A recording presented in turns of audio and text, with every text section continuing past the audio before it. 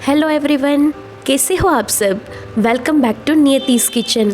आज हमारे किचन में बन रही है धनिया मटरी रेसिपी। तो आपने मेथी की मटरी बहुत सारी खाई होगी, पर एक बार ये धनिया की मटरी को ज़रूर ट्राई कीजिएगा। तो चलिए मटरी बनाना स्टार्ट करते हैं।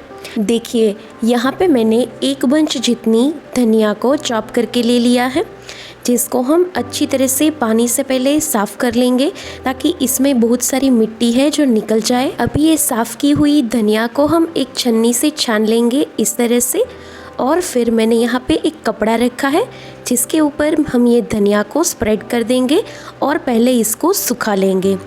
यहाँ पे इस धनिया को सुखाना ज़रूरी है क्योंकि जब हम धनिया को रोस्ट करेंगे, अगर इसमें मॉइस्चर रह गया होगा यानी कि परफेक्ट सूखी नहीं होगी तो हमें रोस्ट करने में देर लगेगी। इसीलिए आप इस कपड़े से ही इस तरह से सुखा लें, या फिर आप इसको पंखे के नीचे 1 घंटे के लिए छोड़ दें, अच्छे से सूख जाए। उसके बाद हम इसको रोस्ट करेंगे। अभी एक पैन लेंगे, उसमें 1 टेबलस्पून जितना घी डाल देंगे। अभी घी डालने के बाद हम इसमें धनिया ऐड कर देंगे। यहाँ पे हम धनिया को इसलिए रोस्ट कर रहे हैं ताकि जब हम मटरी के लिए आटा लगाएंगे तो बिना रोस्ट की हुई धनिया आटे के साथ अच्छे से बाइंडिंग में नहीं आएगी, वो खुली खुली सी रहेगी और साथ ही साथ हमारी मटरी की परतों को भी नहीं खुलने देगी। तो ये स्टेप आप बिल्कुल फॉलो करें तो रोस्ट की हुई धनिया हमारी मटरी में बहुत ही अच्छा टेस्ट लाएगी। तो चलिए यहाँ पे अभी हमारी धनिया जो है वो रोस्ट हो चुकी है। चलिए मटरी का डो लगाते हैं। यहाँ पे मैंने एक बर्तन लिया है जिसमें मैं डाल दूंगी 2 कप गेहूं का आटा। हम यहाँ पे मैदे का यूज़ बिल्कुल नहीं करने वाले हैं, हम सिर्फ गेहूं के आटे से ही ये धनिया मटरी बनाने वाले हैं। अभी इसमें डाल दूंगी आधा कप जितना सूजी, फिर डाल देंगे 2 टेबलस्पून जितना नमक। यहाँ पे मैंने छोटी चम्मच यूज़ की है, आप स्वाद के अनुसार नमक डाल सकते हो।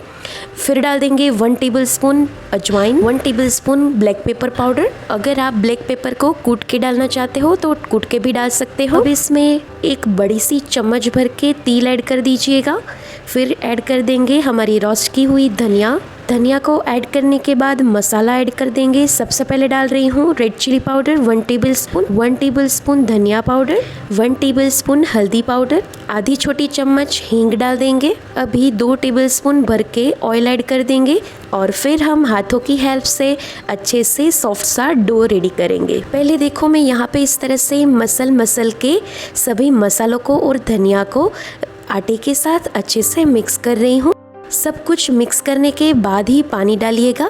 पहले अच्छे से आटे के साथ सभी चीज़ों को मिक्स करेंगे। चलिए अभी इसमें पानी डालते जाएंगे और मीडियम सॉफ्ट सा हम डो रेडी कर लेंगे।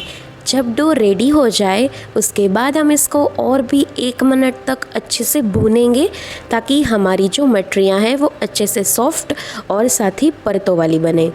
तो चलिए अभी इसको हम ढक के 15 मिनट के लिए छोड़ देंगे। सब्सक्राइब कीजिए नियतिस किचन चैनल को और बेल आइकन को दबाइए सभी नई रेसिपीज़ को सबसे पहले देखने के लिए।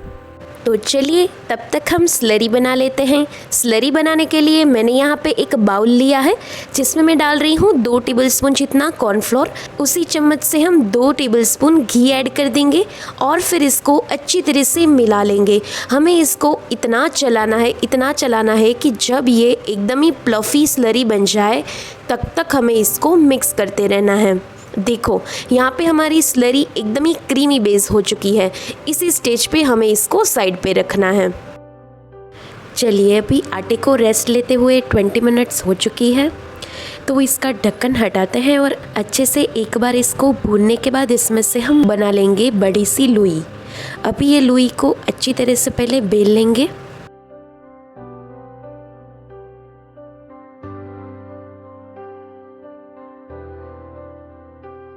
चलिए अभी हमने लुई को अच्छे से बेल लिया है, तो इसके ऊपर हमारी बनाई हुई हम स्लरी पहले स्प्रेड कर लेंगे। अपने हाथों से ही इसको अच्छी तरह से स्प्रेड करिएगा।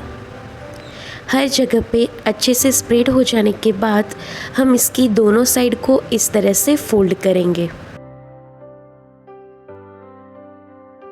अभी फोल्ड हो जाने के बाद इसकी दोनों साइड पे ऊपर भी हम वो स्लरी को अच्छे से स्प्रेड करेंगे। और फिर हम इस तरह से इसको फोल्ड कर देंगे।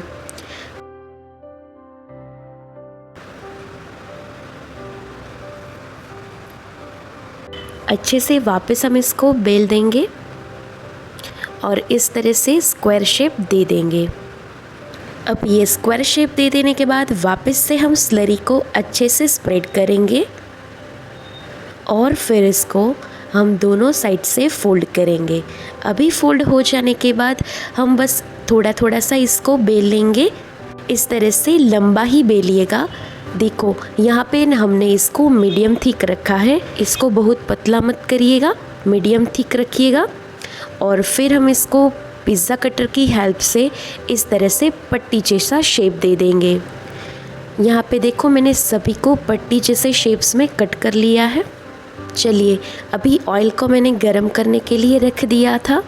चलिए तो अभी ऑयल गरम हो चुका है, इसमें डाल देंगे मटरियों की स्टिक्स। जब हम डालेंगे तब फ्लेम को फुल रखेंगे और जैसे जैसे ये थोड़ा सा गोल्डन ब्राउन होने लगे तो हम गैस की फ्लेम को स्लो करके इसको 15 से 20 मिनट के लिए अच्छे से फ्राई होने देंगे। देखो यहाँ पे हमारी मटरियाँ अच्छे से क्रिस्पी बन के तैयार हैं।